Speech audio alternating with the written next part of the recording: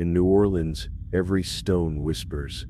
From misty bayous to candlelit alleyways of the French Quarter, this city breathes legends, stories etched in shadow, born of truth, twisted by time, and carried on the humid breath of the Gulf.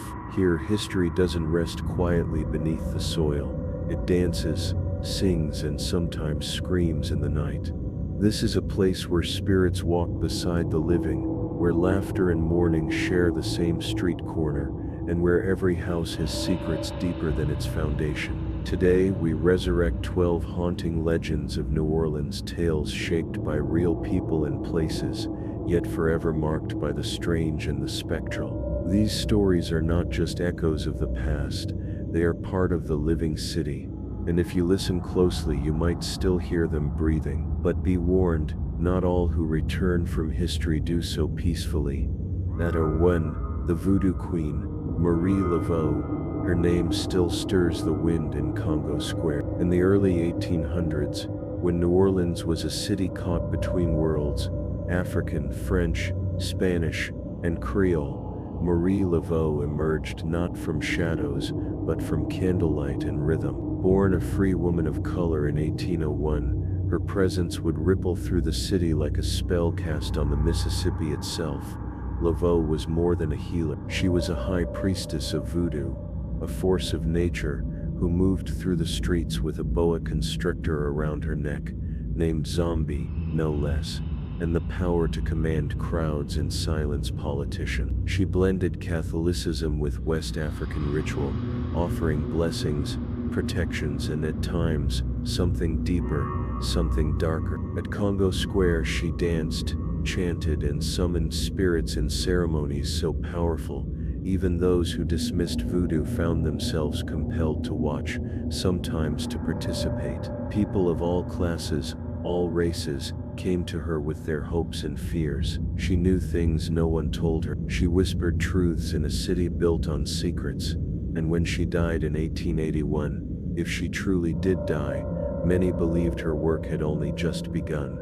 Her tomb in St. Louis Cemetery No. 1 became a site of pilgrimage. Offerings, candles, coins, and dolls are still left there today, and the mark of 3 X's, scratched into her stone, has become a ritual unto itself. Witnesses say a woman in a bright head wrap sometimes appears there, gliding past the crypt, her presence causing the air to tighten like a drumhead before a storm. Skeptics call it superstition.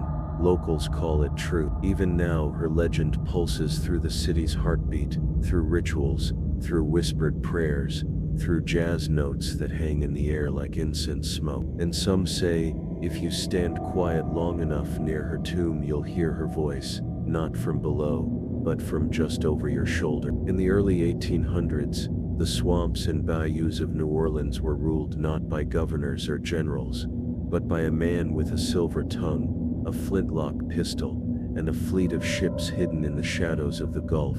Jean Lafitte, pirate, smuggler, hero, go. Lafitte ran his empire out of the Barataria Bay, slipping goods past customs and fortune into the hands of those who paid the price. But despite his outlaw status, he became a reluctant patriot when war knocked at the city's gate. In the War of 1812, Lafitte offered Andrew Jackson his men, his ships, and his cunning. They helped turn the tide at the Battle of New Orleans, defeating the British in a fight that should have been lost. And then, he vanished. Some say he died in a sea battle. Others claim he faked his death, retreating to a hidden island with barrels of stolen gold. But New Orleans never let go of Jean Lafitte, and perhaps he never let go of New Orleans. His spirit is most often felt at Lafitte's blacksmith shop bar, a dimly lit relic of the past that still stands in the French Quarter. Patrons tell of a tall figure in a tricorn hat, appearing in the corners, then vanishing in the flicker of candlelight. Glasses slide off the shelves with no hand to guide them. Shadows stretch the wrong way. Cameras capture a face that no one saw in person, gaunt, weathered, grinning. Some believe he haunts the place not out of regret, but duty, guarding the secrets and treasure he left behind. Skeptics dismiss the sightings as tricks of the mind, warped by bourbon and ghost tours, but others, bartenders, Locals, even police, speak of encounters that chilled them sober. Today, Lafitte's name adorns signs and souvenirs, but behind the legend is a restless force that still prowls the streets he once ruled. Because in a city of masks and music, a pirate's ghost would feel right at home, especially one who never gave back what he stole. The Rougarou. In the swamps, when the moon hangs low and the cypress trees shiver, something watches. The legend of the Rougarou slinks through the mist of southern Louisiana, like a half-whispered warning passed down through generations. Born from the marriage of French werewolf folklore and Cajun fire, the Rougarou is said to be a beast that walks on two legs, but hunts with the soul of a predator, towering, hairy, with eyes like embers, and teeth made for tearing. It is not just a monster but a curse. The story changes with the teller, as all the best ones do. Some say the Rougarou is the punishment for breaking Lent. Others say it's hereditary, a bloodline tainted by sin or magic. And then there are those who whisper that the curse spreads through a glance, a bite, or simply being seen by the creature when the veil between worlds is thin. In the dark wilds outside New Orleans, fishermen and hunters have reported shadows that move faster than light, splashes without source, and low growls that come from nowhere. One tale tells of a man lost in the marsh, who stumbled home days later, ragged and changed, unwilling to speak of what he saw, but never again looked at the full moon without trembling. Another came from a school teacher who claimed her headlights caught something crouched by the roadside, something with fur standing upright, watching her car with a knowing, human stare. When she looked again, it was gone. Skeptics say it's just a folktale meant to keep kids in line, a swamp-born boogeyman. But locals don't smile when they speak of the Rougarou. They leave offerings, they shut their windows on moonlit nights, and they teach their children not to walk the levee after sundown. Today the Rougarou lives on in Mardi Gras masks, in backroad murals, and even in festivals held in its name. But beneath the celebration is a quieter truth. The swamp remembers, the stories protect, and the creature waits. Because in Louisiana, the line between man and monster is drawn in water, and sometimes it moves. The Singing Woman of Bourbon Street. Her song is sorrow, her stage is the shadows, and she always performs alone.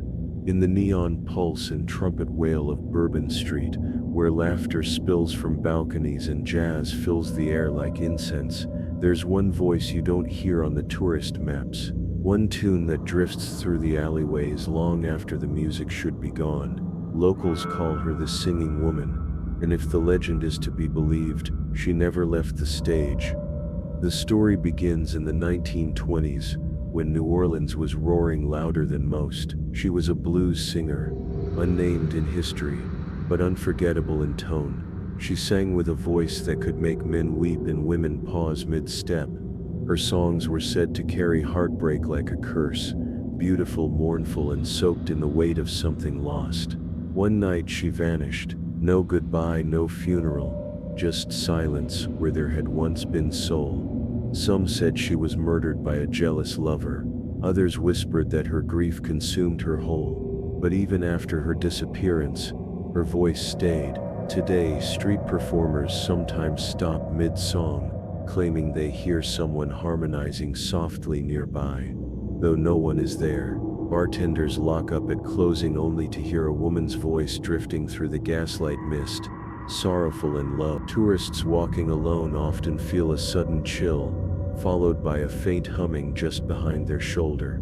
A few have caught fleeting glimpses in photographs. A woman in a vintage dress, eyes closed, standing beneath an old street lamp, then gone. Skeptics argue it's just the city playing tricks, a trick of echoes and imagination in a place where music never sleeps. But those who've heard her swear the melody doesn't fade like a memory, it clings, like smoke in your lungs. She's not angry, they say, just lost in the notes that defined her, trapped in a loop of the song that once made her immortal. In a city where every corner has rhythm and every brick holds history, perhaps the saddest sound is not silence, but a voice still trying to be heard. The Axeman of New Orleans. He gave the city a choice: play jazz or die. Between 1918 and 1919, a shadow stalked the streets of New Orleans, a figure who broke into homes not to steal but to kill. He left behind no fingerprints, no motive, and only one signature, an axe, a shattered door, and a blood-soaked room. The city would come to know him simply as the Axeman. He struck at night, always at night. Victims were chosen seemingly at random. Shopkeepers, couples, entire families. He would chisel out a panel in the door, slip inside like smoke and unleash horror, and then vanish. But it wasn't just the murders that chilled the city, it was the letter. One morning, a message appeared in the newspaper, written as if from the devil himself. The Axeman claimed to be a spirit, a demon from hottest hell, and made a terrifying offer on a chosen night. He would strike again, but he would spare any house playing jazz music. That night, New Orleans turned into a symphony of survival. Every club was packed. Families huddled in parlors, spinning records or playing horns through trembling hands. Jazz became armor, and no one died. Then, just as suddenly as he had appeared, he stopped. The killings ended. The Axeman was never caught, never identified. His footsteps disappeared into legend. Some say he was a madman, a product of the city's chaos and fear. Others say he was something more, something inhuman that fed not just on blood, but on terror and music. In a city where rhythm is sacred, he knew how to use it as both weapon and shield. Even now, his tale is told on ghost tours, in books, and in songs. A jazz band called the Axeman's Jazz pays eerie tribute, and each March on the anniversary of that chilling ultimatum, some musicians still play late into the night, just in case, because New Orleans never forgot, and perhaps neither did. 6. The Myrtles Plantation Ghosts. Beauty cloaks the deadliest roots. Just beyond New Orleans, in the stillness of St. Francisville, stands a grand plantation wrapped in wrought iron, Spanish moss, and something far colder than southern charm. The Myrtles Plantation, built in 1796, calls itself one of the most haunted homes in America, and the house agrees. Its legend begins with Chloe, an enslaved woman caught eavesdropping on her master. As punishment, her ear was cut off, and from that moment, she wore a green turban to hide the scar. Humiliated and fearing for her place, Chloe allegedly baked a cake laced with poison, meant only to sicken, not to kill. But death came anyway. The wife and 2 daughters perished. Chloe was hanged in the yard. That's where history ends. But folklore begins. Guests claim to see her wandering the halls, her face veiled in green. She appears in mirrors, steps quietly behind visitors, and vanishes when called. One photo, infamous among paranormal circles, appears to show her standing between 2 buildings, half shrouded in shadow.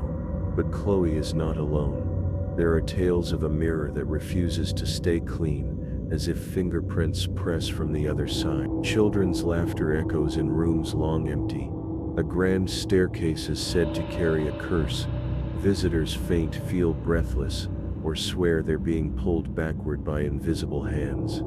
Historians argue over the facts. No record proves Chloe existed. Some say it's just Southern Gothic fiction crafted to lure thrill seekers and ghost hunters. But those who walk the halls speak differently.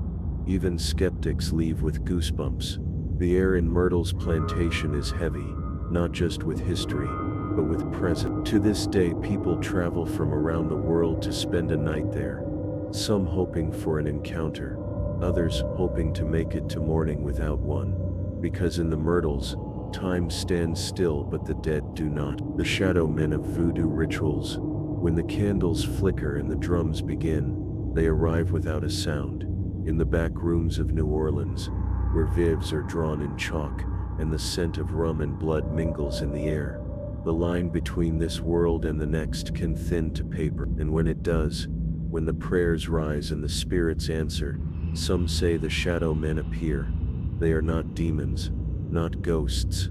They are watchers, figures draped in darkness, tall and silent, hovering just beyond the flame. Practitioners of voodoo call them Loa, powerful spirits, neither good nor evil but ancient forces, who walk the space between life and death. Among them are tricksters, warriors and judges. But the shadow men, they do not speak, they observe. Their presence is not always seen but felt. A sudden cold breath in the middle of a candlelit ritual, a gust of wind in a sealed room, a shape in the mirror that stands still when you move. Those touched by them say it's like being pressed down from the inside, like your soul is being. One man claimed he saw 3 figures standing in the corner of a voodoo temple, tall, motionless, faceless. When he blinked, they were gone, but the air tasted like metal, and he never returned.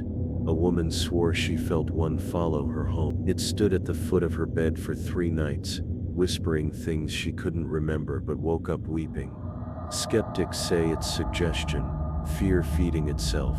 That ritual rhythm and candlelight can play tricks on the mind. But for those who practice with respect, the shadow men are not threats.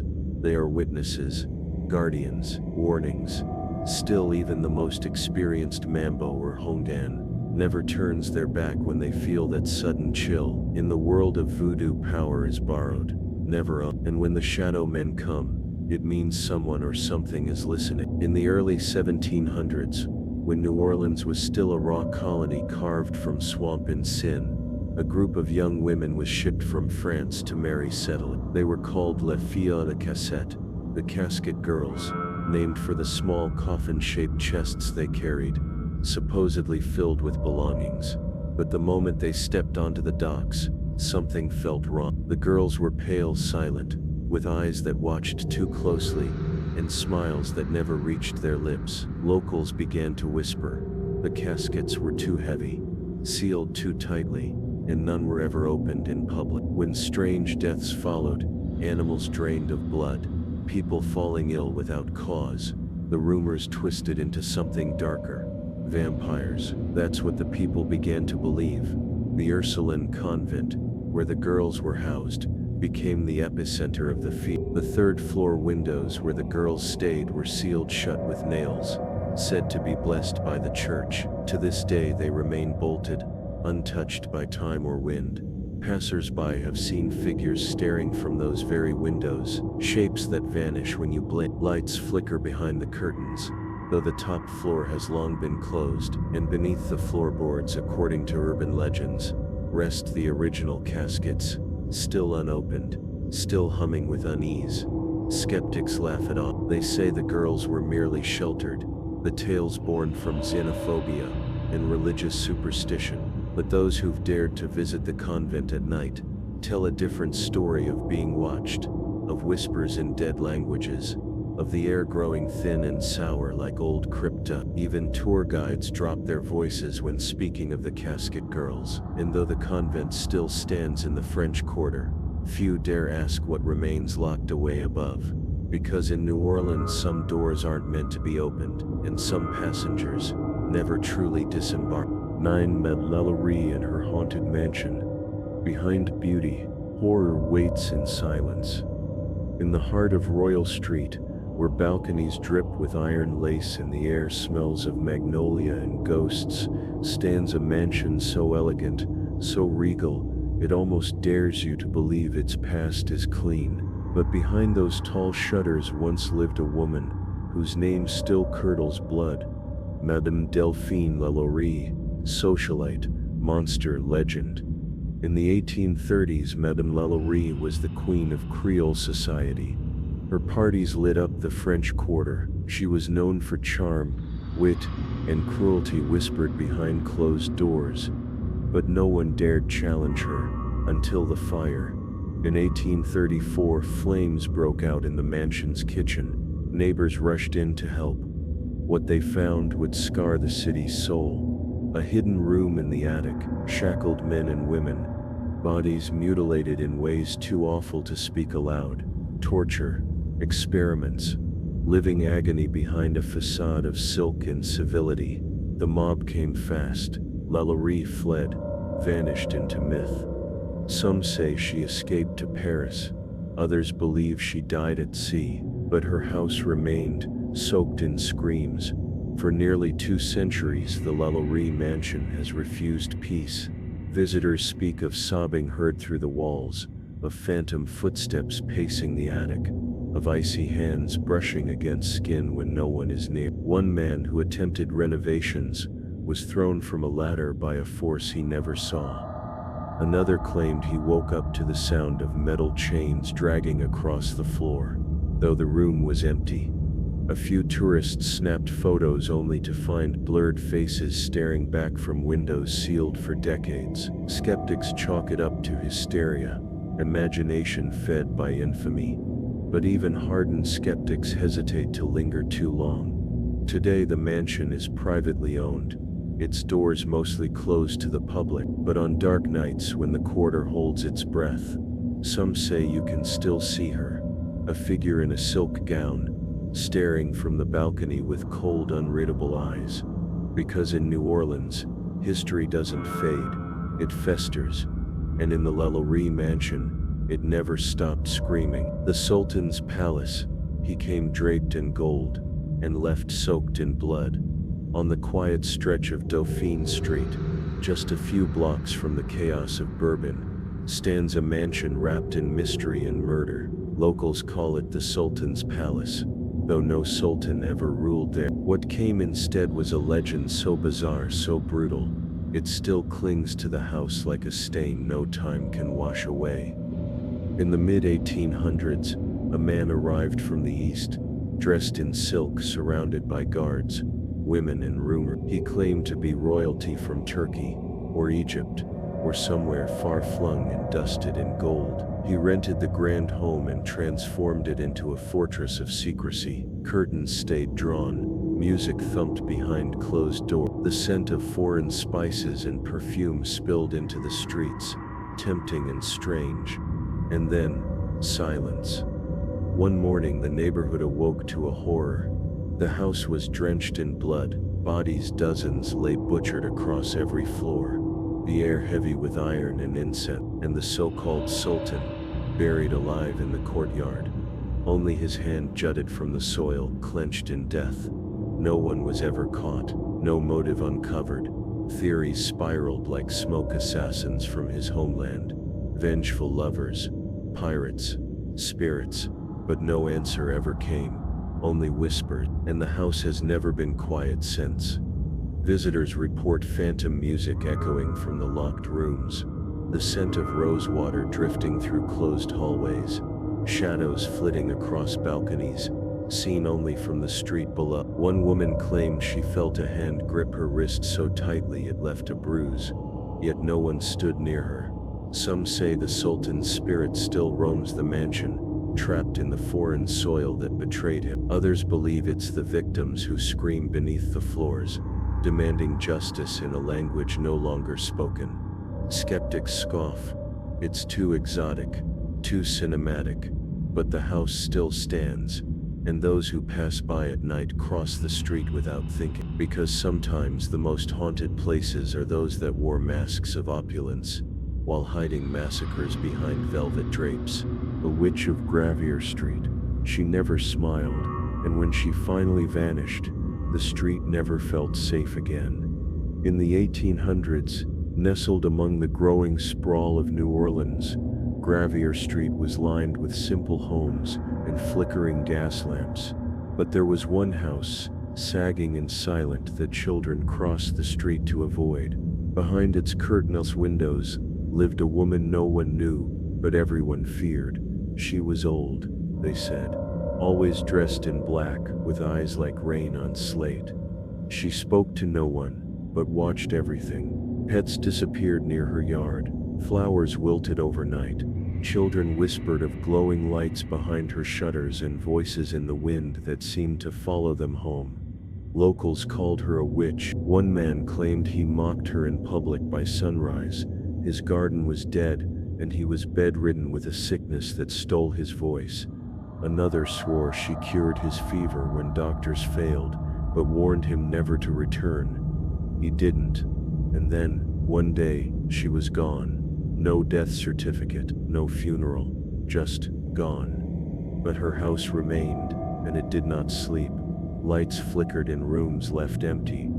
Curtains stirred when no windows were open.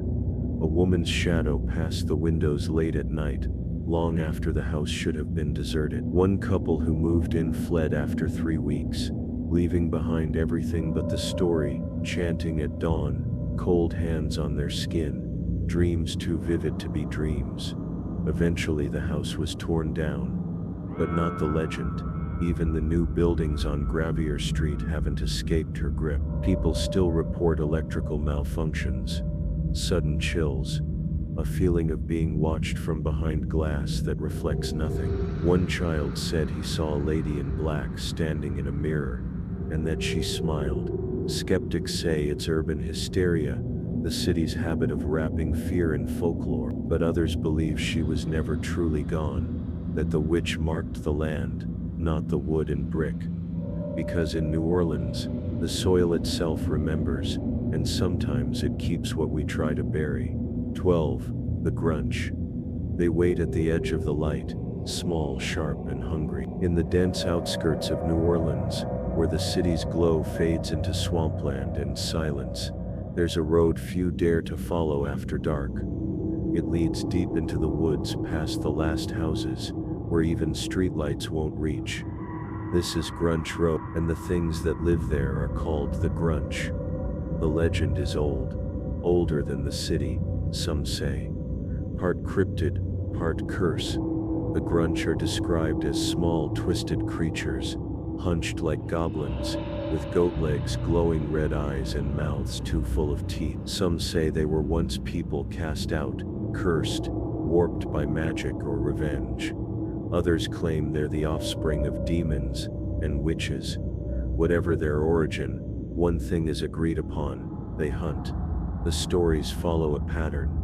A driver hears a cry in the road, like a child or an injured animal. They stop, step into the dark, and then the Grunch come. Tales of missing hikers, empty cars, blood on the trees, even livestock found drained of blood, the grass around them untouched. Witnesses describe sounds like high-pitched laughter mixed with growls, and movement fast, too fast, just out of the corner of the eye. One man claimed he saw one leap onto his truck, its claws scraping metal, its face inches from his windshield.